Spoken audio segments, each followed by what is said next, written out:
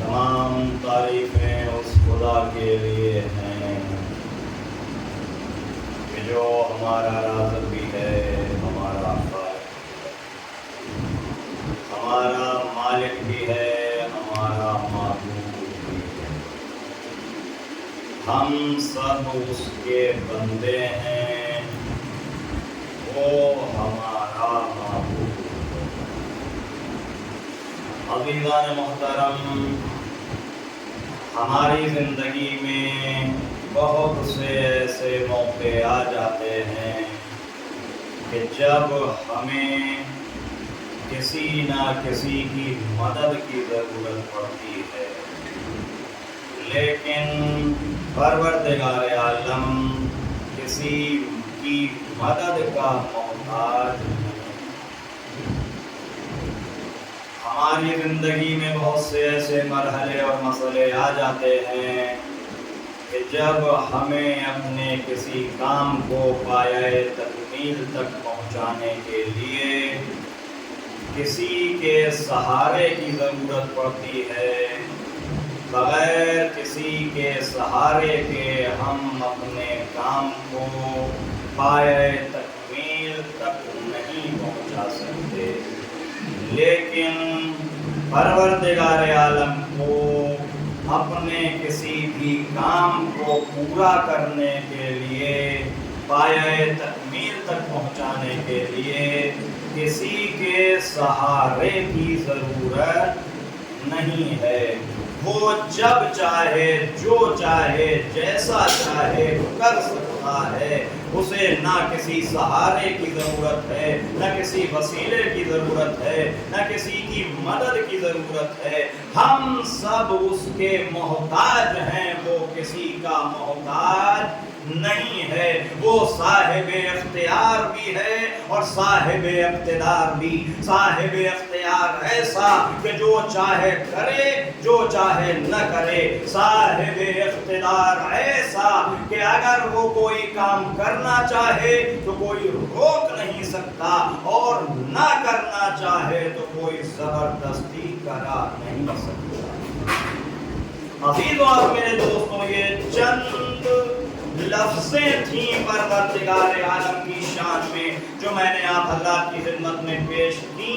किसी इंसान में इतनी जुर्रत नहीं है कि जो परवरदिगार आलम के सिफ़ात व कमालात को बखूबी बयान कर सके। लेकिन अज़ीज़ों और मेरे दोस्तों, मैंने अभी अभी आपकी खिदमत में एक जुमला पेश किया है कि परवरदिगार आलम को अपने किसी काम को पूरा करने के लिए न किसी सहारे की जरूरत है, न किसी वसीले की जरूरत है, न किसी जरिए की जरूरत है, न किसी की मदद की जरूरत है। हम सब उसके मोहताज हैं, वो किसी का मोहताज नहीं है, वो सारी कायनात से बेनियाज है। तो वो परवरदिगार जो सारी कायनात से बेनियाज है, वही हदीस कुदसी में इरशाद फरमा रहा है कि मैं छुपा हुआ खजाना था, जब मैंने चाहा कि मैं पहचाना जाऊं तो मैंने अपने नूर से एक बंदे को खल्क किया। मेरा नाम मोहम्मद महमूद था, उसका नाम मैंने मोहम्मद रख दिया। मेरा नाम महमूद था, उसका नाम मैंने मोहम्मद रख दिया। तो उस बंदे को क्यों खल्क किया? कि अपने आप को पहचानवाने के लिए, अपने आप को मनवाने के लिए, अपने तारुफ के लिए, अपनी मारिफत के लिए। अमा भी तो मैंने अर्ज किया था कि परवरदिगार आलम को अपना किसी भी काम पूरा करने के लिए न किसी सहारे की जरूरत है, न किसी वसीले की जरूरत है, न किसी मदद की जरूरत है। वो सारी दुनिया से बेनियाज है। तो जो सारी दुनिया से बेनियाज है, वही हदीस कुदसी में इरशाद फरमा रहा है कि मैं छुपा हुआ खजाना था, जब मैंने चाहा कि मैं पहचाना जाऊं तो मैंने नूरे मुस्तफा को खल्क किया। मैंने हाथों को जोड़ के परवरदिगार से पूछा, परवरदिगार जब तू सारी दुनिया से बेनियाज है तो तू अपने तारुफ के लिए मेरे पैगंबर को वसीला क्यों बना रहा है? अजब नहीं आवाज़ कुदरत आए नादान, यही तो पैगाम मैं सारे ज़माने को दे देना चाहता हूँ कि जब मैं खुदा होकर बगैर मोहम्मद के वसीले के तुम्हें नहीं मिल सकता हूँ, तो तुम बंदे होकर बगैर इनके वसीले के मुझ तक कैसे पहुँच सकते हो? एक मर्तबा सलावत पढ़े मोहम्मद वाले मोहम्मद पर। अल्लाहुम्मा सल्ली अला मुहम्मद वाले मोहम्मद। जब मैंने चाहा कि मैं पहचाना जाऊं तो मैंने अपने नूर से नूरे मोहम्मद को खल्क किया। और जब परवरदिगार आलम ने अपने नूर से नूरे मोहम्मद को खल्क किया तो अब ये सीधी सीधी बात है और सबकी समझ में आ जाने वाली बात है कि जब परवरदिगार आलम ने अपने तारुफ के लिए नूरे मोहम्मद को खल्क किया है तो नूरे मोहम्मद पहले खल्क हुआ है, मखलूक खुदा की बाद में खल्क हुई है। तवज्जो फरमाइएगा, नूरे मोहम्मद पहले खल्क हुआ, मखलूक बाद में खल्क हुई। और हुजूर सरवर कायनात भी अपनी तख्लीक के सिलसिले में इरशाद फरमा रहे हैं कि अव्वलु मा खलक़ल्लाहु नूरी, अल्लाह ने सबसे पहले मेरे नूर को खल्क किया। तवज्जो फरमाइएगा, अल्लाह ने सबसे पहले मेरे नूर को खल्क किया। अज़ीज़ों और मेरे दोस्तों, ये सबसे पहले का मतलब समझते हैं आप? सबसे पहले का मतलब ये है कि जब तक नूरे मुस्तफा खल्क नहीं हुआ था, ये जमीन का खाकी फर्श नहीं बिछाया गया था, ये आसमान का नील शामियाना नहीं ताना गया था, आफताब व महताब की कंदीलें रोशन नहीं हुई थी, सितारों के कुमकुमे नहीं लगाए गए थे, हवाओं में हरकत नहीं थी, पहाड़ों में बुलंदी नहीं थी, अशजार में हरियाली नहीं थी, समंदर में पानी नहीं था, दरियाओं में रवानी नहीं थी, मौजों में तुगयानी नहीं थी, इंसान का पता नहीं था, जिन्नात खल्क नहीं हुए थे, फरिश्तों की तख्लीक नहीं हुई थी, जन्नत सजाई नहीं गई थी, जहन्नम बनाया नहीं गया था, कुछ भी नहीं था। और ये लफ्ज़ कुछ जो मैं बोल रहा हूँ ये भी नहीं था। और अगर आप मुझसे पूछने लगे कि भाई तो फिर था क्या, तो मैं बता नहीं पाऊंगा, इसलिए कि बताने के लिए जो लफ्ज़ें बोलूंगा وہ لفظیں نہیں تھی، جو جملے بولوں گا وہ جملے نہیں تھے، کچھ بھی تو نہیں تھا، بس اللہ تھا اور اللہ۔ ایسے بھوکے عالم میں، ایسے سناٹے کے ماحول میں پروردگار عالم نے اپنے نور سے نور محمد کو خلق کیا، اور جب یہ نور خلق ہوا تو اس نور نے مقصد تخلیق کو پیش نظر رکھتے ہوئے اپنی پیشانی کو بارگاہ پروردگار میں سجدے میں رکھ دیا، اور جب اس نور نے اپنی پیشانی کو سجدہ پروردگار میں رکھا تو ایک دو لمحے کے لیے نہیں، ایک دو منٹ کے لیے نہیں، ایک دو گھنٹے کے لیے نہیں، ایک دو دن کے لیے نہیں، ایک دو ہفتے کے لیے نہیں، ایک دو مہینے کے لیے نہیں، ایک دو سال کے لیے نہیں، 10-20 سال کے لیے نہیں، 100-200 سال کے لیے نہیں، 1000-2000 سال کے لیے نہیں، 10-20 ہزار سال کے لیے نہیں، بلکہ 70,000 سال تک نور پیغمبر اسلام سجدہ پروردگار میں رہا۔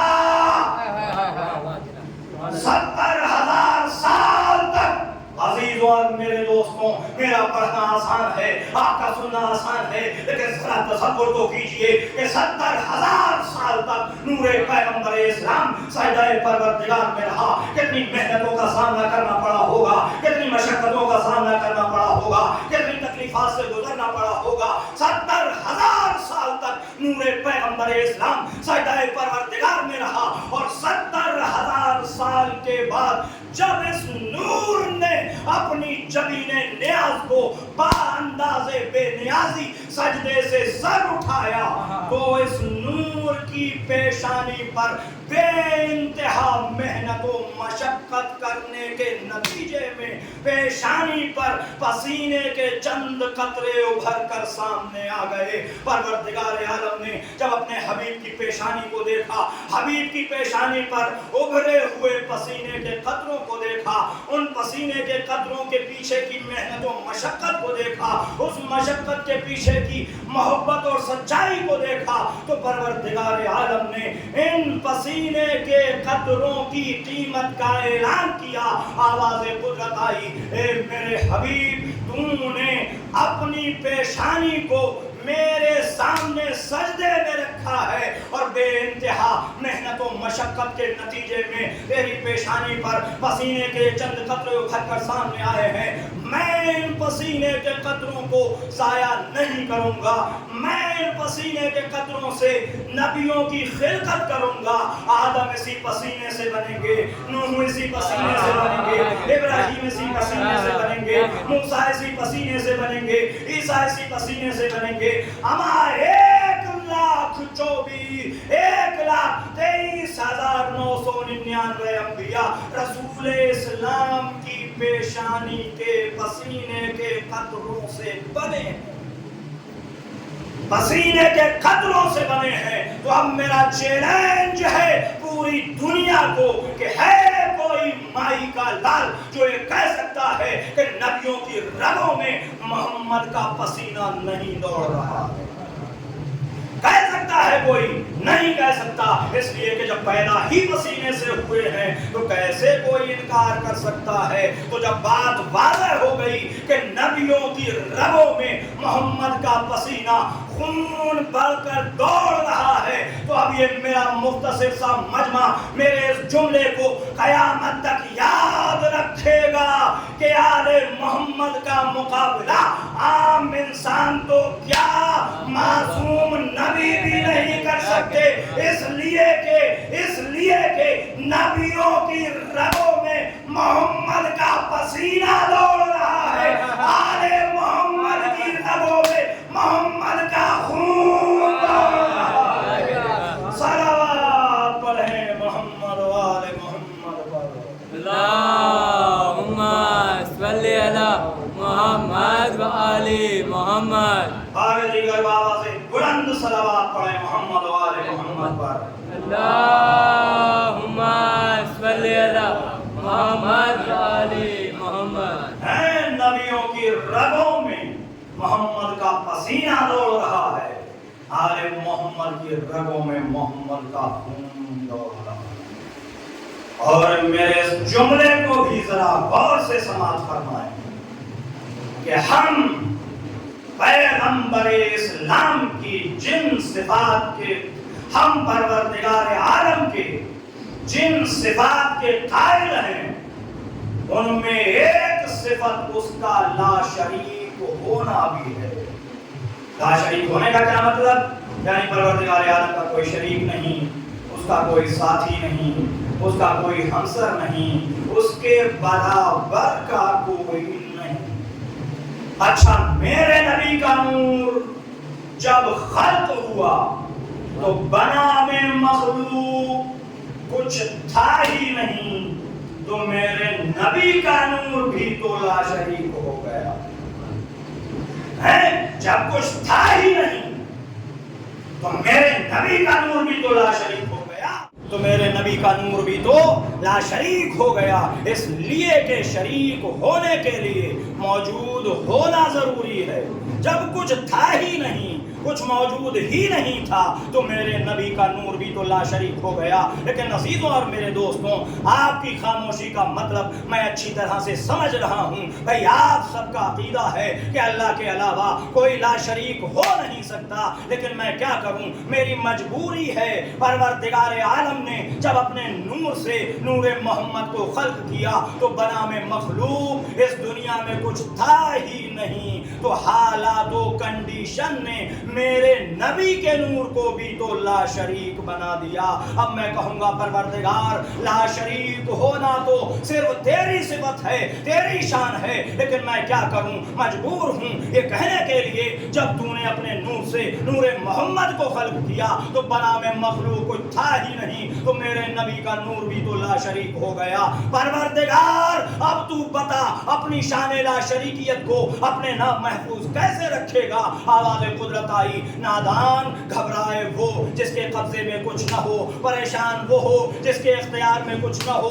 परवरदिगार, बता दे, तू अपनी शान ला शरीकियत को अपने नाम महफूज कैसे रखेगा? आवाज़ कुदरत आई, नादान, अगर तुम पूछना ही चाहते हो तो सुनो, मैं करूंगा क्या? तो फिर सुनो, मैं इस नूर के दो टुकड़े कर दूंगा। एक टुकड़े का नाम मोहम्मद होगा, एक टुकड़े का नाम अली होगा। मोहम्मद अली के शरीक, अली मोहम्मद के शरीक, मैं फिर भी ला शरीक। सलावत पढ़े मोहम्मद वाले मोहम्मद पर।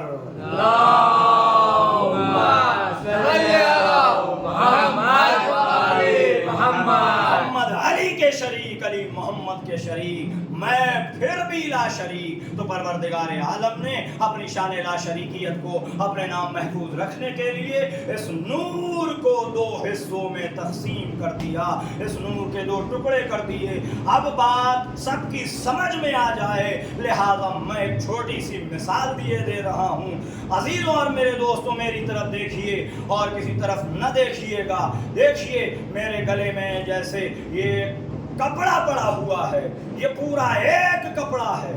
अगर मुझे खुदा न खास्ता कोई जरूरत पड़ जाए, कोई काम पेश आ जाए और मैं इसके दो टुकड़े कर दूं और दो टुकड़े करने के बाद आपसे पूछूं, बताइए जनाब ये टुकड़ा कैसा है और ये टुकड़ा कैसा है, तो आप कहेंगे मौलाना अभी तक तो एक ही तो था, आपने अपनी जरूरत के तहत इसके दो टुकड़े कर दिए। दो टुकड़े हो जाने की वजह से इन दोनों में कोई फर्क थोड़ी आ जाएगा। अरे भाई, जैसा ये है वैसा ये है, जो इसका रंग है वो इसका रंग है, जो इसकी क्वालिटी है वही इसकी क्वालिटी है, जो इसकी कीमत है वही इसकी कीमत है, जो इसकी अजमत है वही इसकी अजमत है, जो इसकी फजीलत है वही इसकी फजीलत है, जो इसका मकाम है वही इसका मकाम है, जो इसकी शान है वही इसकी शान है, जो इसकी बुलंदी है वही इसकी बुलंदी है। अजीजों और मेरे दोस्तों, आपने तवज्जो ही नहीं फरमाई तो मैं क्या करूं? भाई, नूरे मोहम्मद था एक, परवरदिगार आलम ने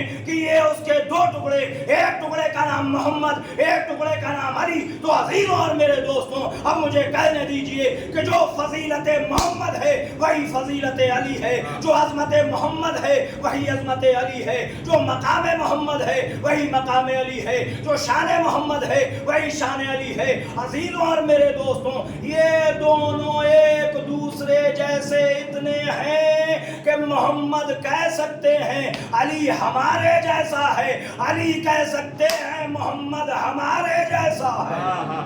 नहीं توجہ فرمائی آپ نے تو میں کیا کروں، میں آپ کو کہاں لے کے جانا چاہ رہا ہوں۔ عزیزوں اور میرے دوستوں، محمد کہہ سکتے ہیں علی ہمارے جیسا، علی کہہ سکتا ہے محمد ہمارے جیسا، لیکن عزیزوں اور میرے دوستوں، جسے اپنا جیسا کہنے کا حق تھا اس نے کہا کبھی نہیں، وہ تو ہمیشہ یہی کہتا رہا کہ میں محمد کے غلاموں میں سے ایک غلام ہوں، میں محمد کے غلاموں میں سے ایک غلام ہوں۔ ہمارا جسے اپنا کہنے کا حق تھا وہ تو کہہ رہا ہے کہ میں محمد کے غلاموں میں سے ایک غلام ہوں، اور جو غلاموں کے بھی غلام کہے جانے کے قابل نہیں ہیں وہ کہہ رہے ہیں محمد ہمارے جیسا ہے۔ صلوات پڑھیں محمد والے محمد پر۔ اللہم صلی علی محمد وآل محمد۔ ہیں جو غلاموں کے غلام بھی کہے جانے کے لائق نہیں ہیں، وہ کیا کہہ رہے ہیں کہ محمد ہمارے جیسا ہے۔ عزیزوں اور میرے دوستوں، میں آپ کو بتا ہی دوں کہ لوگ محمد کو اپنا جیسا کیوں کہتے ہیں۔ چلیے ایک مثال دے رہا ہوں تاکہ بات بچوں کی بھی سمجھ میں آ جائے۔ ایک ہونہار طالب علم نے اپنی ماں کی آغوش میں گجراتی سیکھی۔ گجراتی سیکھنے کے بعد وہ لکھنؤ چلا گیا اور اردو مکمل حاصل کر لی۔ اردو مکمل حاصل کرنے کے بعد ایران چلا گیا، فارسی پر مکمل عبور حاصل ہو گیا۔ واپسی پر انگلینڈ ہوتا ہوا آیا اور انگلش بھی مکمل طریقے سے اس نے سیکھ لی۔ اپنے ملک میں آ کر کامل و اکمل وکیل بن گیا۔ کامل و اکمل وکیل بن گیا۔ اب ایک دیہاتی آدمی بیچارہ بوڑھا گوار مقدمہ لے کر اس کے پاس پہنچ گیا، تو چونکہ کامل و اکمل تھا لہذا اس نے غور کیا، اور غور کرنے کے بعد سوچا کہ اگر اس بیچارے کو میں اپنے کمالات دکھلانے لگوں تو یہ بیچارہ کیا سمجھے گا، لہذا اس سے اسی کی زبان میں، اس سے اسی کے انداز میں گفتگو شروع کر دی۔ جیسے ہی اس سے اسی کی زبان میں گفتگو شروع کی وہ سمجھا رے یہ تو بالکل ہمارے ہی جیسا ہے، وہ سمجھا رے یہ تو بالکل میرے ہی جیسا ہے۔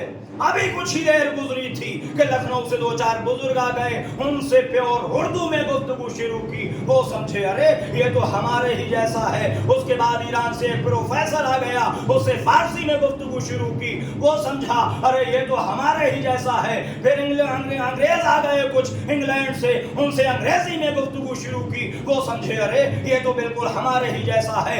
عزیزوں اور میرے دوستوں، ہر ایک جھگڑ رہا ہے کہ ہمارے جیسا، ہمارے جیسا، ہمارے جیسا، لیکن چونکہ کامل و اکمل تھا لہذا ہر ایک کو مسکرا کر یہی جواب دے رہا ہے کہ نہ تیرے جیسا، نہ تیرے جیسا، نہ تیرے جیسا۔ ارے میں تو تم جیسا بن بیٹھا کہ میری بات تمہارے ذہن میں اتر جائے، ورنہ میں اگر اپنے کمالات ظاہر کرنے پر آ جاتا تو تم کیا سمجھتے خاک۔ ارے اسی لیے کہتا ہوں محمد کسی جیسا نہیں ہے، وہ خالق وحدہ لا شریک ہے، محمد مخلوق وحدہ لا شریک ہے۔ صلوات پڑھیں محمد وآل محمد پر۔ اللہم صلی علی محمد وآل محمد۔ خالق وحدہ لا شریک ہے، محمد مخلوق وحدہ لا شریک۔ اپنا سا جو کہتا ہے محمد کو جہاں میں، وہ دین کو دیمک کی طرح چاٹ رہا ہے۔ اپنا سا جو کہتا ہے محمد کو جہاں میں، وہ دین کو دیمک کی طرح چاٹ رہا ہے۔ اور اس عقل کے اندھے سے کوئی اتنا تو پوچھے، جس ڈال پہ بیٹھا ہے وہی کاٹ رہا ہے۔ ایک مرتبہ صلوات پڑھیں محمد و آل محمد پر۔ اللہم صلی علی محمد وآل محمد۔ اور میرے دوستوں، عجیب قسم کے لوگ ہیں کہ جو رسول اللہ کو اللہ کا معجزہ بھی مان رہے ہیں اور اس میں عیب بھی نکال رہے ہیں۔ بھائی مجھے بتائیے قرآن کیا ہے؟ قرآن रसूल अल्लाह का मोजज़ा है, कुरान रसूल का मोजज़ा है। और रसूल कौन है? रसूल अल्लाह के मोजज़े हैं। तवज्जो फरमाइएगा, कुरान रसूल का मोजज़ा, रसूल अल्लाह का मोजज़ा। फिर सुन लीजिए, कुरान रसूल का मोजज़ा और रसूल अल्लाह का मोजज़ा। अब अगर मैं इस मिंबर पर बैठकर कुरान मजीद में ऐब निकालूं तो आप सब लोग क्या कहेंगे? यही तो कहेंगे कि अरे भाई मोहम्मद भाई, आपने किस काफिर को लाकर मिंबर पर बिठा दिया है, ये तो कुरान मजीद में ऐब निकाल रहा है। और कुरान मजीद है क्या? कुरान मजीद है रसूल का मोजज़ा। तो जब मैं रसूल के मोजज़े में ऐब निकाल कर मुसलमान नहीं रह सकता, तो लोग अल्लाह के मोजज़े में ऐब निकाल कर मुसलमान रह सकते। एक मर्तबा सलावत पढ़े मोहम्मद व आले मोहम्मद पर। अल्लाहुम्मा सल्ली अला मुहम्मद व आले लेकिन मुहम्मद। अजीब व गरीब किस्म के मुसलमान हैं कि जो अल्लाह के मोजज़े में ऐब भी निकाल रहे हैं और मुसलमान के मुसलमान बने हुए हैं। और ये ऐब नहीं है तो है क्या कि वो तो हमारे ही जैसे थे, उन्हें ना लिखना आता था ना पढ़ना आता था। हमारा क्या दलील है आपके पास कि रसूल अल्लाह को ना लिखना आता था ना पढ़ना आता था? साहब उनका कोई उस्ताद नहीं था, वो किसी दुनिया के मदरसे में पढ़ने के लिए नहीं गए। तो मैं कहता हूँ कि अगर अल्लाह का नबी दुनिया के मदरसों में पढ़ने के लिए जाए तो वो अल्लाह का नबी तो हो नहीं सकता। हमारा अल्लाह का नबी तो वो होता है जो अल्लाह के मदरसों में पढ़ के आता है, दुनिया के मदरसों में पढ़ाने के लिए आता है। एक मर्तबा सलावत पढ़े मोहम्मद व आले मोहम्मद पर। अल्लाहुम्मा सल्ली अला मुहम्मद व आले मुहम्मद। अल्लाह का नबी तो वो होता है कि जो अल्लाह के मदरसे में पढ़ के आता है और दुनिया के मदरसों में पढ़ाने के लिए आता है। बात को एक छोटी सी मिसाल के साथ वाज़ेह करूं। मिसाल के तौर पर मैं यहाँ मजलिस पढ़ने के लिए आया हूँ, आप लोग बहुत दूर दूर से यहाँ मजलिस सुनने के लिए आए हैं। 10:30 बज चुके हैं, नींद का टाइम भी है। अब मैं यहाँ मिंबर पर आकर अपनी जेब से किताब निकालूं और किताब निकाल कर आपसे कहूं कि भाई लोगों, आज मैंने मजलिस याद नहीं की है, आप थोड़ी देर के लिए यहाँ बैठे रहिए, मैं मजलिस याद कर लेता हूँ, उसके बाद आपको मजलिस सुना दूंगा। मुझे बताइए क्या आप मेरी इस बात को बर्दाश्त करेंगे? आप कहेंगे मौलाना अगर मजलिस याद नहीं थी तो अपने घर से करके आते, हमारा टाइम क्यों बर्बाद कर रहे हो? हाँ, हम आपको पागल दिखाई दे रहे हैं कि आप मजलिस याद करते रहें और हम यहाँ बैठे बैठे पढ़ते रहें। सुबह हमें काम पर भी जाना है, हम ये बर्दाश्त नहीं कर सकते। तो अजीजों और मेरे दोस्तों, जब आप मुझ जैसा एक तालिबे इल्म बर्दाश्त नहीं कर सकते जो आपके दरमियान आकर तालीम हासिल करे, तो उम्मत ऐसा नबी कैसे बर्दाश्त कर सकती है जो उसके दरमियान आकर तालीम हासिल करे? एक मर्तबा सलावत पढ़े मोहम्मद व आले मोहम्मद पर। अल्लाहुम्मा सल्ली अला मुहम्मद व आले मुहम्मद। दीगर बाबा से बुलंद सलावत पढ़े मोहम्मद व आले मोहम्मद पर। अल्लाहुम्मा सल्ली अला मुहम्मद व आले मुहम्मद। उम्मत ऐसा नबी कैसे बर्दाश्त कर सकती है जो उसके दरमियान आकर तालीम हासिल करे? लेकिन अजीब किस्म के मुसलमान हैं, न वो पढ़े लिखे थे, वो तो हमारे ही जैसे थे। अमा एक तरफ तो आप उनको रहमतुल लिल आलमीन मान रहे हैं, मेरी तरफ मुतवज्जे रहिए। एक तरफ तो आप रसूल को रहमतुल लिल आलमीन मान रहे हैं और दुआ कर रहे हैं, परवरदिगार हम पर रहमत नाजिल हो जाए, हम पर रहमत नाजिल हो जाए, हम पर रहमत नाजिल कर दे। और दूसरी तरफ उसी रहमत में आप ऐब भी निकाल रहे हैं। ये कहाँ का इंसाफ है? या तो रहमत मांगना छोड़ दीजिए, रहमत तलब करना छोड़ दीजिए, रहमत की दुआ करना छोड़ दीजिए, या फिर उस रहमत में ऐब मत तलाश कीजिए। मिसाल दूं एक छोटी सी, मिसाल के तौर पर हमारे मेहताब भाई बैठे हुए हैं, ہمارے بہت اچھے تعلقات ہیں مہتاب بھائی سے. جب بھی ہم رامپور آتے ہیں مہتاب بھائی کے یہاں رکتے ہیں. یہ ہمارے لیے روٹیاں بنواتے ہیں, ہمارے کپڑے دھلواتے ہیں, ہمارے کپڑوں پر پریس کراتے ہیں. کبھی ان کے ماتھے پر شکن نہیں آیا کرتی ہے. ہم آئے کہیں بھی مہتاب بھائی کی یہاں ٹھہرا کرتے ہیں, کبھی ان کے ماتھے پر شکن نہیں آتی ہے. ایک دن چوپال لگی ہوئی تھی, سارے لوگ بیٹھے ہوئے تھے, ہم بھی وہاں پہنچ گئے. ہم نے کہا یہ بھائی ہمارے مہتاب صاحب ہیں, بڑے اچھے آدمی ہیں, ہمارا بہت خیال رکھتے ہیں, اور ان کے والد مرحوم بھی بہت اچھے آدمی تھے. وہاں انہوں نے مسجد بنوائی تھی, وہاں امام باڑہ بنوایا تھا, وہاں اسپتال بنوایا تھا, وہاں پیاؤ بنوایا تھا, اور اتنے بچوں کی خدمت کیا کرتے تھے, اتنے یتیموں کو پالا کرتے تھے, بیواؤں کی امداد کیا کرتے تھے, اور عورتوں کو انہوں نے سلائی مشینیں بانٹی تھیں. بڑے اچھے انسان تھے, لیکن تھے ایک نمبر کے جاہل, تھے نرے کے نرے جاہل. اب مجھے بتائیے مہتاب بھائی مجھ سے کیا کہیں گے؟ مولانا آج کے بعد میرے گھر کی طرف نہ چلے آنا. کیوں بھائی مہتاب بھائی, کیا مجھ سے کوئی غلطی ہو گئی؟ غلطی آپ نے بھرے ہوئے دربار میں, بھرے ہوئے بجنے میں ہمارے ابا کو جاہل کہا. میں نے کہا مہتاب بھائی کوئی غلطی تھوڑی ہوئی, میں نے کوئی گالی تھوڑی بک دی ہے. گالی اگر بک دیتے تو شاید ہم برداشت کر لیتے, لیکن یہ کیا آپ نے بھرے ہوئے بجنے میں ہمارے ابا کو جاہل کہہ دیا. میں نے کہا اس میں میری کیا غلطی ہے؟ ہم نے تو آپ ہی کے یہاں کے لوگوں سے سنا ہے کہ وہ کبھی اسکول نہیں گئے, ان کا کوئی استاد نہیں تھا, وہ ایک سیدھے سادے سچے انسان تھے, زمیندار جاگیردار. کہاں ہاں سب یہ سب تو صحیح ہے, لیکن کیا مجمع میں کہنا ضروری تھا؟ نہیں توجہ فرمائی آپ نے, تو میں کیا کروں؟ عزیزوں اور میرے دوستوں, جتنی احتیاط ہم اپنے بزرگوں کے لیے کرتے ہیں, کم سے کم اتنی احتیاط تو ہمیں رسول کے بارے میں بھی کرنی چاہیے. خدا نخواستہ اگر کسی بات کا علم نہیں بھی تھا, کچھ پڑھے لکھے نہیں بھی تھے, تو جتنی احتیاط ہم اپنے بزرگوں کے لیے کرتے ہیں, کم سے کم اتنی احتیاط تو ہمیں رسول اسلام کے بارے میں بھی کرنا چاہیے. صاحب ہم کہاں کہہ رہے ہیں کہ وہ پڑھے لکھے نہیں تھے, وہ تو راوی نے لکھا ہے کہ وہ پڑھے لکھے نہیں تھے. معاف کیجئے گا حضور, قبر میں آپ سے راوی کے بارے میں نہیں پوچھا جائے گا, رسول اسلام کے بارے میں پوچھا جائے گا.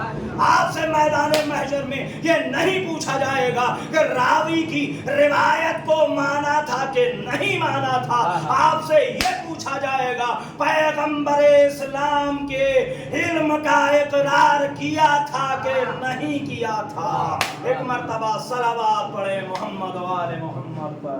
اللہم صلی علی محمد و آل محمد. اچھا مجھے یہ بتا دیجئے کہ کسی بھی انسان کے علم کو پرکھنے کے طریقے کیا ہیں دنیا میں؟ کسی کے انسان کے اندر کتنا علم ہے کیسے پتہ چلتا ہے؟ میرے اندر کیسا کتنا علم ہے کیسے پتہ چلے گا؟ تو پوری دنیا کے اندر انسان کے علم کو پرکھنے کے دو طریقے ہیں.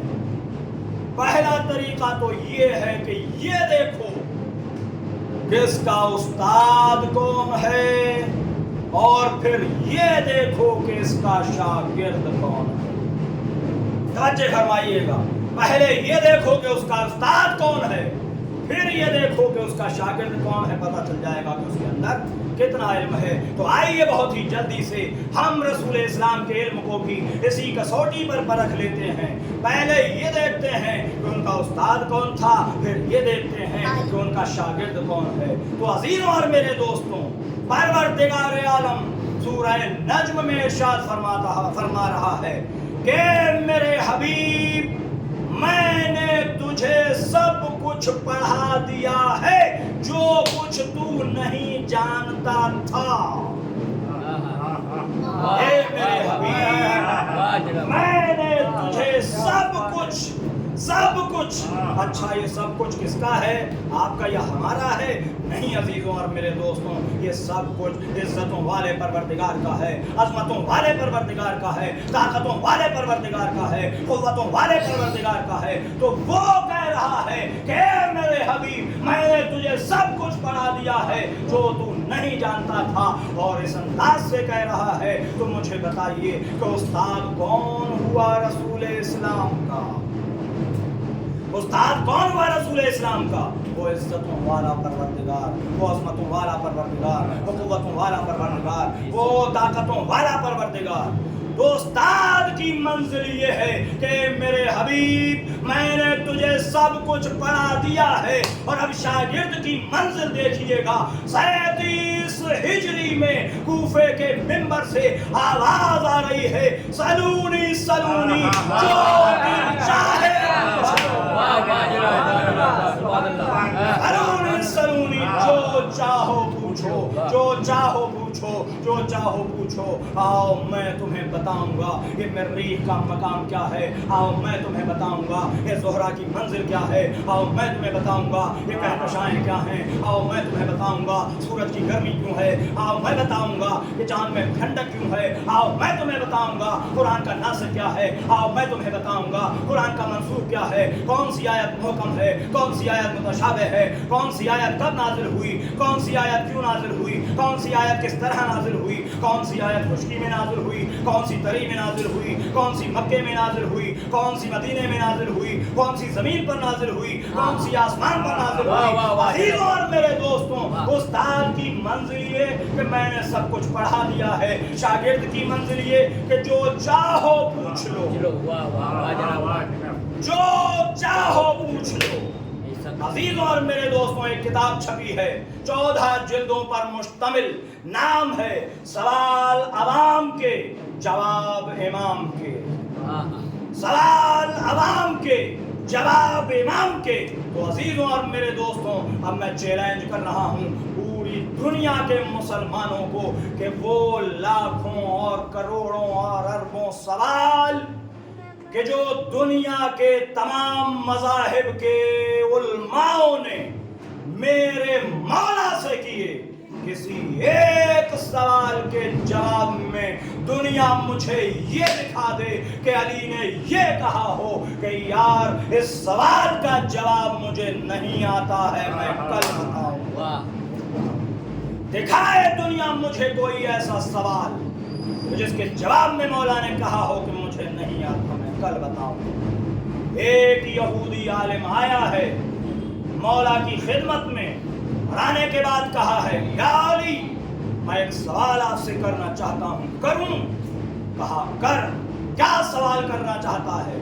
कहा या अली सुनो, ये वो सवाल है जो पहले सुकरात से किया गया था। सुकरात कौन? फलसफे का बानी, बाबा आदम फलसफे का ये सवाल वो है जो पहले सुकरात से किया गया था। सुकरात के हजारों साल के बाद जनाब ईसा, ईसा के बाद हुजूर सरवर कायनात, और फिर 37 हिजरी में मौलाए कायनात सवाल सफर करता हुआ मौलाए कायनात तक आ गया। सवाल अब भी तशनाए जवाब है। अजीजों और मेरे दोस्तों, सवाल करने के 2 तरीके हुआ करते हैं। पहला तरीका तो ये कि आप मेरे पास आएँ और आने के बाद कहें, मौलाना मेरा एक सवाल है, आप जवाब दे दीजिए। आप सवाल करेंगे, मैं जवाब दे दूंगा। एक तरीका तो ये हो गया। दूसरा तरीका सवाल करने का ये है कि आप मेरे पास आए, मौलाना मेरा एक सवाल है, आप जवाब देंगे? कहाँ? पूछो क्या सवाल लेकर आए हो? कहा मौलाना ये वो सवाल है जो पहले हमने कल्बे जवाद साहब से किया था, ये वो सवाल है जो हमने कल्बे साजिद साहब से भी किया था, ये वो सवाल है जो हमने बशीर नजवी से भी किया था, ये वो सवाल है कि जो हमने इमाम खुमैनी से भी किया था, ये वो सवाल है जो आकाए खुई से भी किया गया था, ये वो सवाल है कि जो आकाए सिस्तानी से भी किया गया था। तो जानते हैं क्या होगा? मेरी तो टांगे कांपने लगेंगी कि अरे जब इतने बड़े बड़ों से जवाब नहीं दिया गया तो मैं क्या पिद्दी ना पिद्दी का शोरवा।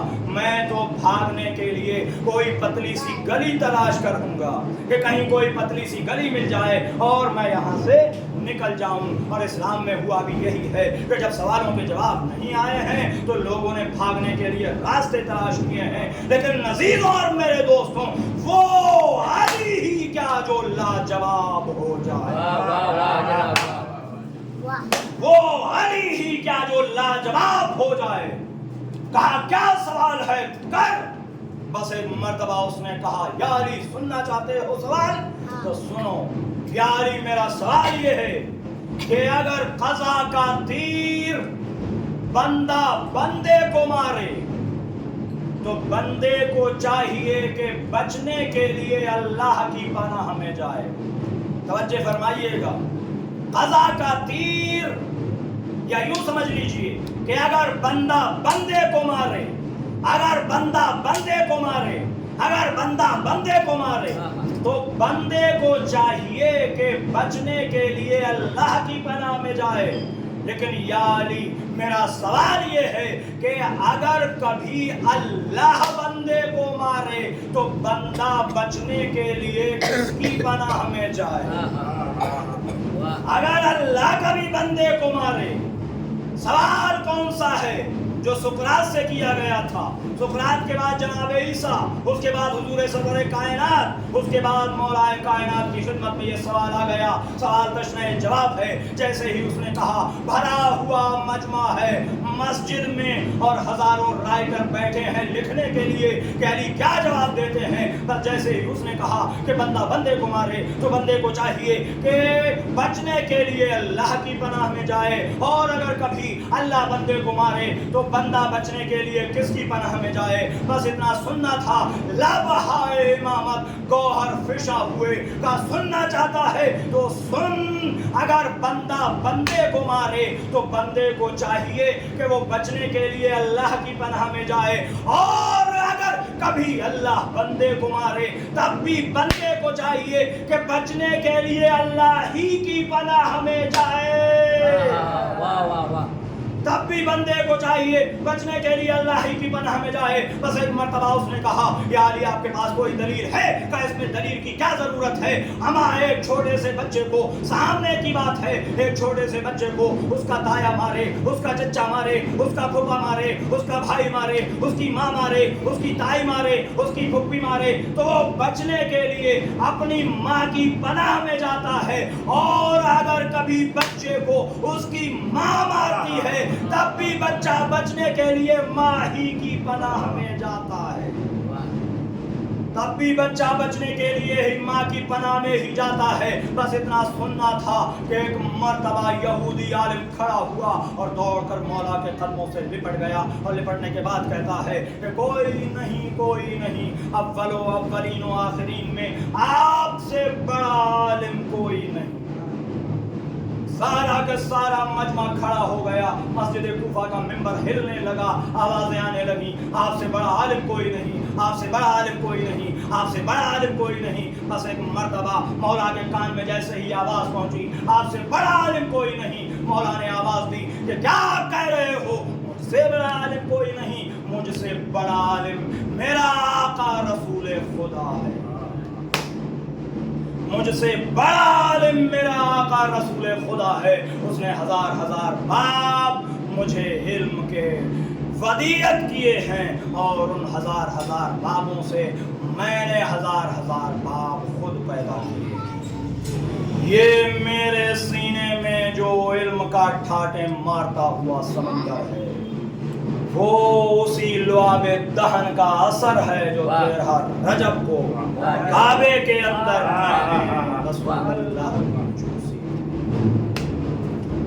अजीजों और मेरे दोस्तों, आपने महसूस किया उस्ताद कौन?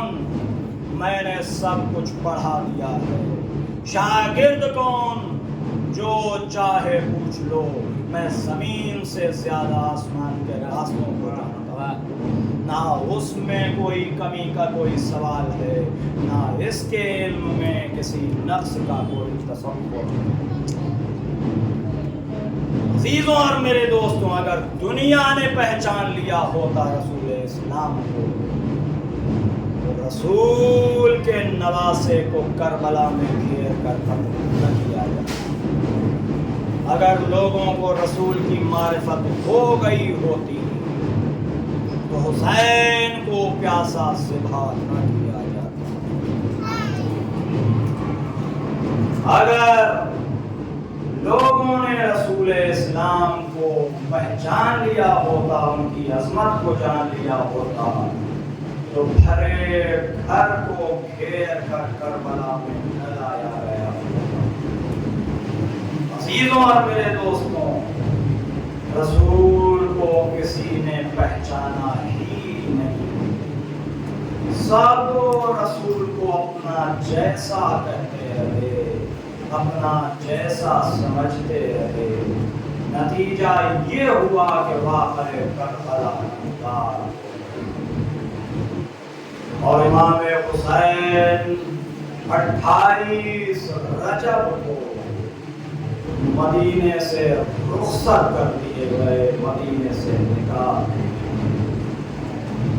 قافلہ کربلا کی جانب رواں ہے، ایک منزل پر قافلے کو روکا گیا ہے، جب قافلہ رکا تو ایک کرسی پر حسین جلوہ فروز،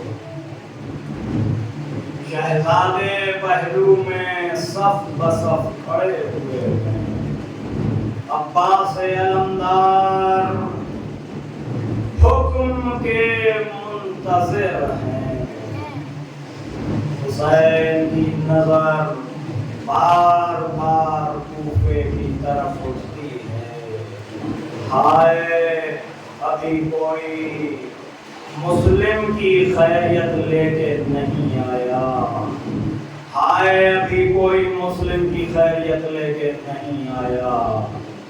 عباس میرے شیر، کوفے کی طرف دیکھتے رہو، شاید کوئی مسلم کی خیریت لے کے آ جائے۔ عزاداروں، میں آپ کو بتاؤں کہ عباس کو مسلم سے نسبت تھی، عباس کی سگی بہن رقیہ بنت جیلی مسلم کے گھر میں تھی، لہذا طبعی طور پر عباس کا مسلم کے لیے بے چین ہونا ضروری تھا، لہذا عباس کوفے کی طرف بڑھ گئے، عباس کوفے کی طرف بڑھ گئے، اور دیکھ رہے ہیں ابھی تک کوئی مسلم کی خیریت لے کے نہیں آیا ہے۔ ابھی کچھ ہی دیر گزری تھی کہ کوفے کی جانب سے ایک دھول اڑتی ہوئی نظر آئی، عباس اور آگے بڑھے، کیا دیکھا کہ کوئی سوار ہے، کوئی سوار ہے، جا کر سوار کو سلام کیا، سوار نے ادب و احترام کے ساتھ جواب دیا، اور جواب دینے کے بعد اپنا تعارف عباس نے کرایا، کہا ہمیں آپ لوگوں کو ہی تلاش تھی، آقا کہاں ہیں؟ ادب و احترام کے ساتھ اس سوار کو آقا کی خدمت میں لایا گیا، اور سوار نے آقا کو سلام کیا، آقا نے جواب سلام دیا، سوال کرنے کے بعد ایک مرتبہ وہ سوار کبھی آقا کو دیکھتا ہے، کبھی عباس کو دیکھتا ہے، کبھی دوسرے شہزادوں کو دیکھتا ہے،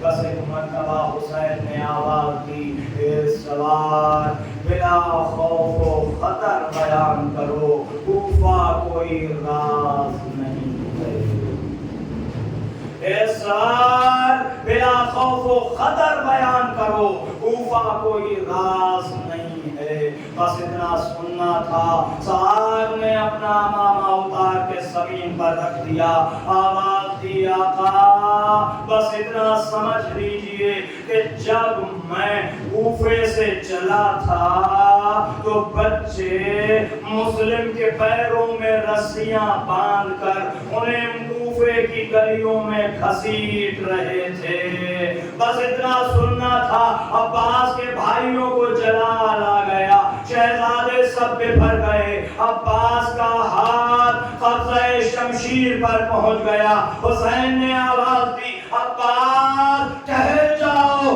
عباس میرے شیر رک جا، ابھی کربلا نہیں آئی ہے، عباس عباس ٹھہر جاؤ، ابھی کربلا نہیں آئی ہے، عباس زینب سے کہو سکینہ کو بلا کے لائے، اور مسلم کی چھوٹی بیٹی کو بلا کے لائے۔ عزاداروں، سکینہ اور مسلم کی چھوٹی بیٹی دونوں بہنیں، دونوں سہیلیاں، دونوں ہم جوڑے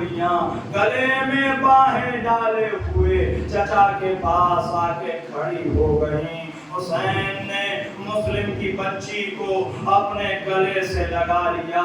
آواز دی زینب ہم نے بازار سے جو گوشوارے خریدے تھے ذرا ان گوشواروں کو لے آؤ. زینب گوشوارے لے آئیں. لیجیے حسین نے اپنے ہاتھوں سے سکینہ کو اپنے ہاتھوں سے رقیہ کو گہوارے پہنانے شروع کیے. مسلم کی یتیمہ کو گوشوارے پہنانے شروع کیے. گوشوارے پہنانے کے بعد مسلم کی یتیمہ کو گلے سے لگایا. سر پہ دستے شفقت پھیرنے لگے. عزاداروں خاندان عصمت و طہارت میں پلی ہوئی بچی ایک مرتبہ سمجھ گئی. چچا کے چہرے کو دیکھ کر کہتی ہے اے میرے امو ارے کیا میں یتیم ہو گئی. اے میرے چچا ارے آپ تو اس طرح سے ہاتھ پھیر رہے ہیں کہ جیسے کوئی یتیموں کے پھیرتا ہے. کیا میں یتیم ہو گئی؟ میں کہوں گا اے مولا ارے مسلم کی یتیمہ پر رحم کیا، بڑا کرم کیا. گوشوارے پہنائے، بڑا کرم کیا. کلیجے سے لگایا، بڑا کرم کیا. لیکن مولا ارے آپ کے اس عمل کو سکینہ دیکھ رہی ہے اور وہ جانتی ہے کہ جب کوئی یتیم ہوتا ہے، کوئی گوشوارے پہناتا ہے، کوئی سینے سے لگاتا ہے، کوئی سر پہ دستے شفقت پھیرا کرتا ہے. ہاں عزاداروں خدا آپ کو کسی غم میں نہ رلائے سوائے غم مظلومی کربلا کے. اور اس کے بعد عباس اس خیمے کے قریب آ گئے کہ جس میں آج زینب رڈاپے کا، رقیہ رڈاپے کا غم منا رہی تھی، بہن رڈاپے کا غم منا رہی تھی. ساری عورتیں جمع ہیں. بس ایک مرتبہ عباس کو دیکھا، بیویوں نے جگہ دی اور عباس خیمے میں داخل ہوئے.